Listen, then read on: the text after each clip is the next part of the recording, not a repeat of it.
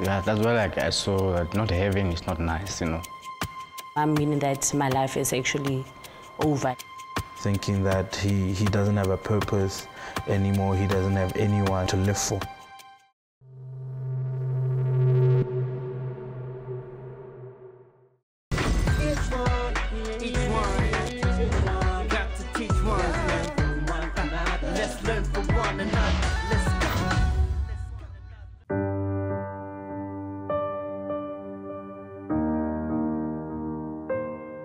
My name is Tshepo, originally from Limpopo.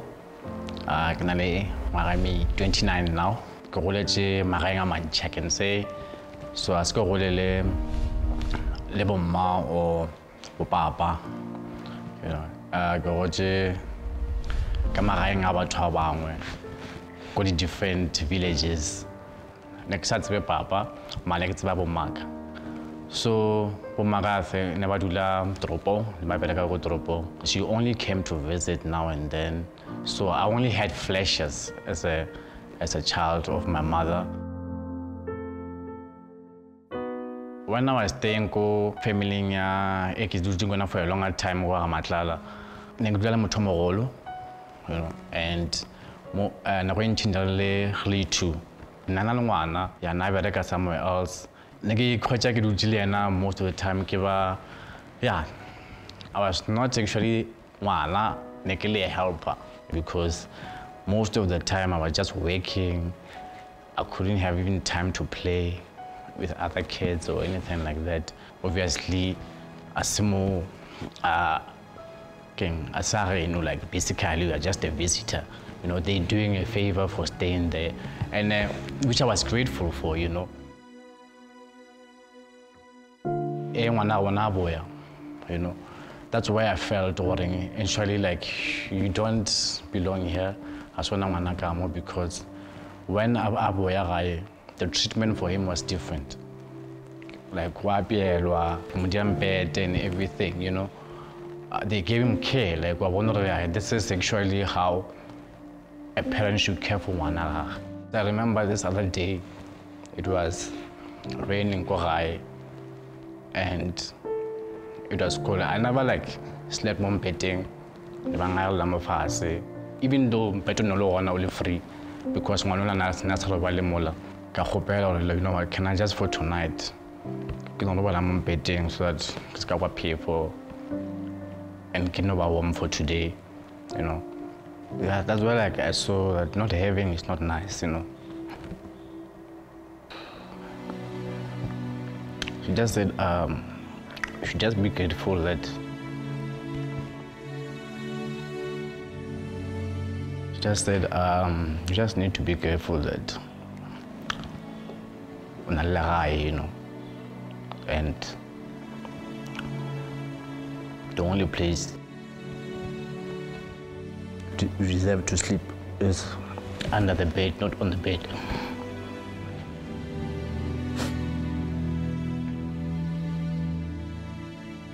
Yeah, so from that day, my one prayer was just, you know,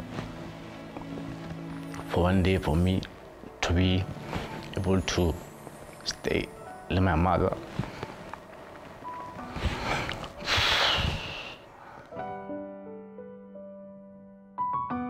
But yeah, and I also like took her advice as, you know, you need to be grateful, you know, and as I'm not a complainer or anything like that, I just understood my situation. Luckily for me, like I left there, I go another village. I think before I my grade 2, grade 3. So go village in Ela, you know, Nekdulale, also family and like, you know, I have to be grateful for at least I have a roof over my head. Like that's where I saw like a difference there now with the parents, without the parents. Every day, kamasa, kabo 5, go cleaner, polish toilet, exno polish toilet, ke boye go dira metsi, then when people ba tsoga ba kgona go tlhapa, then ek fetša ba seno tlhapa nna santse ke o tsholola metsi a bona. Anything that I can do right at home leads to a BT. If it's around 4 or 5, santse ke boya gae, because ne ke tsaba santse ke boya gae ka 5. So I made a plan all night, let's keep a for a change. Because most of the time ko ntlong ke bereka and ba roma before I can even play.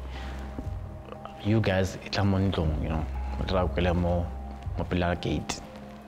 Then in that case, maybe because bambona ke mo pela gate, everything will be fine. I got back home thinking everything is fine, because if they wanted me, I'm just at the gate, and that day, that's where I got the biggest hiding of my life. Every time she would like someone so even that day she said the same thing, because we like a lot. I had a lot of joy because I was motivated.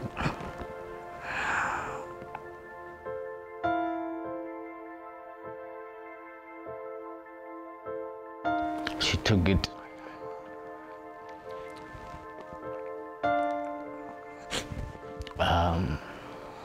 Better against my head. I have a mark here.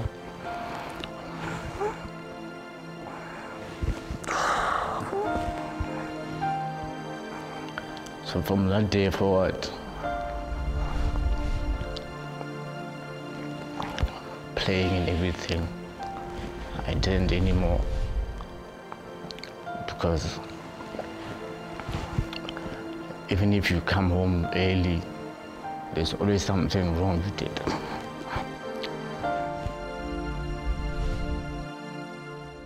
The thing that I was scared of, it finally happened. Day by day, she was becoming weaker. Let's learn from one another. Let's go. Let's learn from one another. Let's go.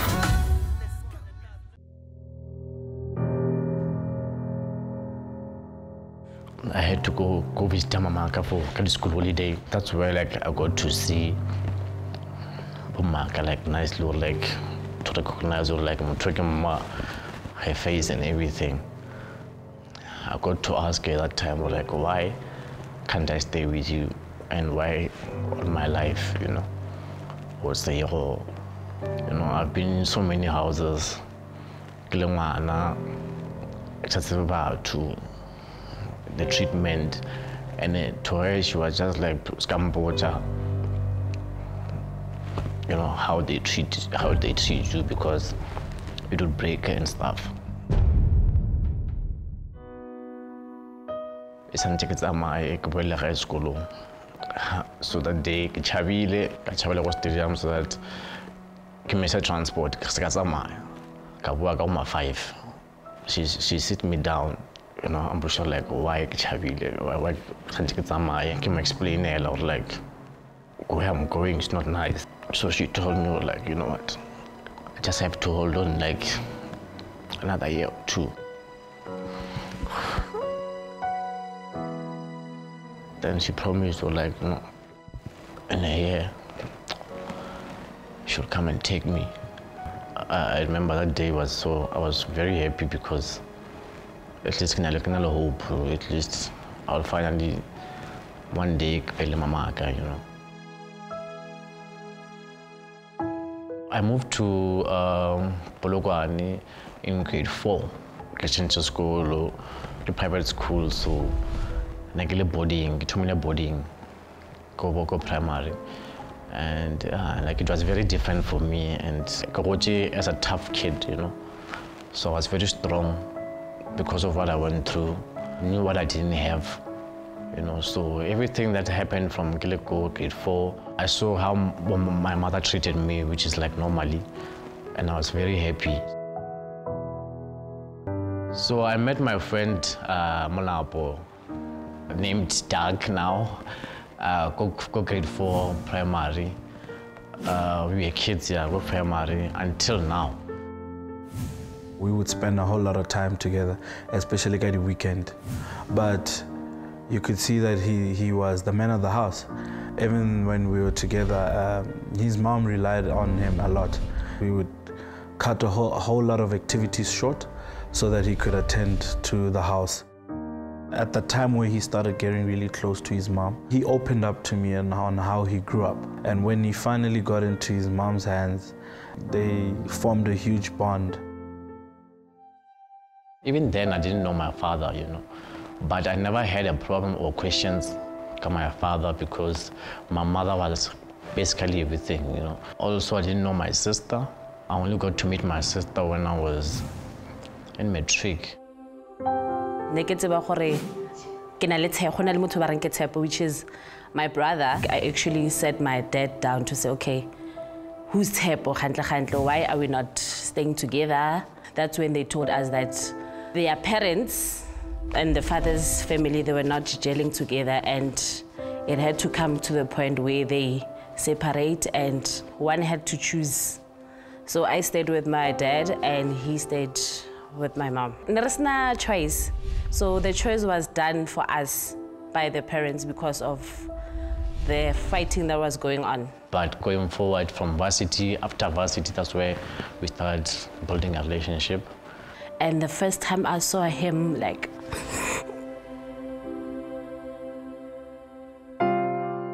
I always wanted to be a big sister to him because so I knew that we were gonna have like the best relationship ever.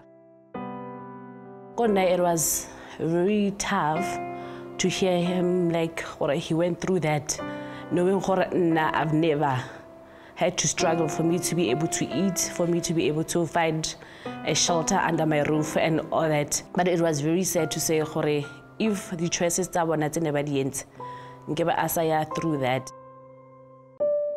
After varsity, I couldn't find a job. That's why I moved back and I was staying with my mother in Pretoria. I was very overweight and unhealthy. So I started going to gym to work on myself while I was applying for a job. That's where I lost weight and I got into helping other people also because I was able to transform my body while I was looking for a job, and I found myself actually in business. That's where I also teach business. I was learning entrepreneurship and that she was teaching me very well. So she was my mentor. So we basically did everything together. When I was starting to visit him, go mamaga, like we would talk, okay, what is like one thing that you're actually scared of, that you fear most? And he would say like losing my mom, because I think losing my mom meaning that my life is actually over, and I always pray God doesn't actually take her away before me. 2017, she got sick. We tried everything for her to get well. I think it was late. She had cancer. Day by day, she was becoming weaker. She was my everything. I tried my best, you know, to take care of her. He suddenly became unavailable for a whole lot of things. But he kept it to himself. He tried to be strong. He was playing that man of the house again, as I said. I was speaking to her before we put her to bed and everything. She was just like, you know, my son, please, I'm gonna sleep, don't wake me up. I went to check up on her. So I went to the room, but like she was not responding to me. When thoughts were coming in my mind, it could be the case, or maybe she's gone or anything like that, but like the other side was saying no.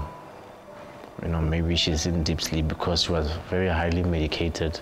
So when I called, you know, medical people to come through, came there and said, you know, it's too late.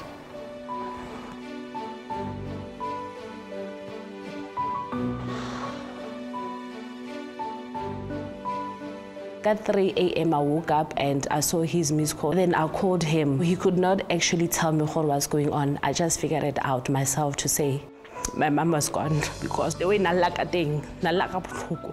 So he could not even say it. So I knew then, you know what, my mom has a leave. She was everything. Now I had to figure out life without her. And when I got there, the first thing that he did, he came to me, he gave me a hug and to say, you know what, the thing that I was scared of, it finally happened. And I don't know what I'm gonna do. And Shemi, he tried to convince me to say, you know, it's fine, I'll be fine. But I saw Hore, Tshepo, like he tried to hide that thing. I was offloading off her, you know, we went through the process together, you know, my mom, everything, funeral, the up and down. He went into depression. I told them, I'm not gonna come back until I'm 100% sure for my brother, it's fine. And after like 2 weeks to 3 weeks, then I told him, okay, it's fine, I'll go back to work. But every weekend, get that, like, go check. My biggest fear, honestly, was just him maybe being suicidal and thinking that he doesn't have a purpose anymore. He doesn't have anyone or anything to live for. I had him to move in with me. Like, I would check every time if he locked his door, and I kept on telling him, don't lock your door. He was there for me when, you know, I had my bad days and everything. And we would talk every time, asking me questions, how is it going? And yeah, offloading off someone it was making the process easier. Someone who I was close to, and I didn't feel like I was there to be telling a story or anything like that, but I was just being myself and he was just being a friend. The person that you are becoming now, I don't recognize him anymore. We have a problem and we need to deal with it. Let's learn from one another. Let's go. Let's learn from one another. Let's go.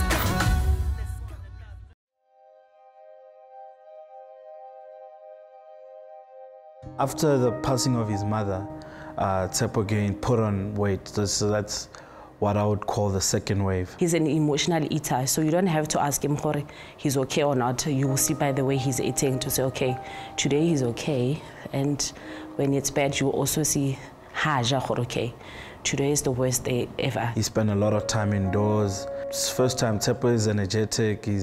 But at that time, he would spend over six hours in the house. All I did was just sit in the room, eat, you know, and yeah, and be in my thoughts. When Tshepo went through the second phase of weight gain, I could see that it's due to depression. So I had to wake him up at that time. So I told him, you know what, Tshepo, this is not how we're going to live.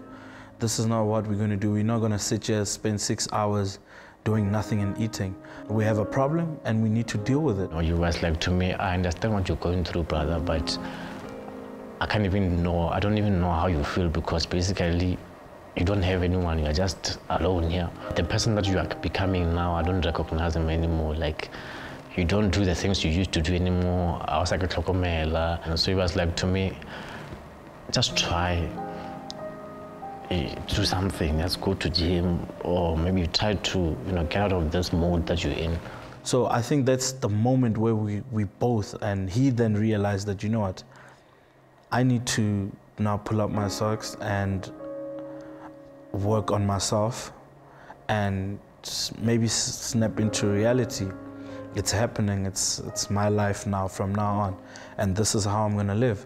And I told him straight that, bro, nothing's going to change, you know. The best thing we can do for ourselves is, one, move on, make mom proud, and just take it from there and make sure that we're okay. So I went to gym a lot and I started to love it. And 3 months down the line, like, I actually started my transformation journey on social media.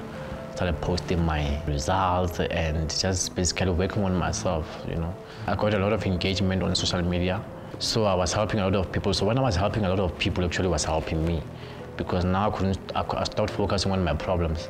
The healing process began. I had to focus on the work and build myself and make sure that I also have an income, you know. So that focus actually, I think, also helped me a lot through the depression phase. I joined Herbalife Nutrition. That's what actually helped me financially till now. I think him focusing on his current business, he was able to snap back. In my first year of business, I managed to travel, you know. So I went to Paris, I went to Portugal, I went to Germany, you know. I was able to start afresh in life. I always wanted to start afresh. So I told myself I might just forget about what was then and just start everything from scratch as me, both myself, you know. The thing I would like to say to Doug, he's a true friend. I appreciate everything that he did and he still does for Tshepo. Like and all that. So I'd like to thank Doug. Like, I appreciate him very much because I know Doug, as long as I know my brother is fine. And should anything happen, Doug will make sure that he actually help him out. Yeah, so I'd like to thank you, Doug, very much. Biggest lesson I've learned from him is that you don't have to do to others what they've done to you. You know, he's so peaceful. He's the type of guy that would just leave you if you did something wrong to him. You can live your life without having to use people to take away your pains or stresses, but you don't have to hurt people for you to feel good about yourself. My lessons learned through my journey so far is don't waste too much time on things that don't matter.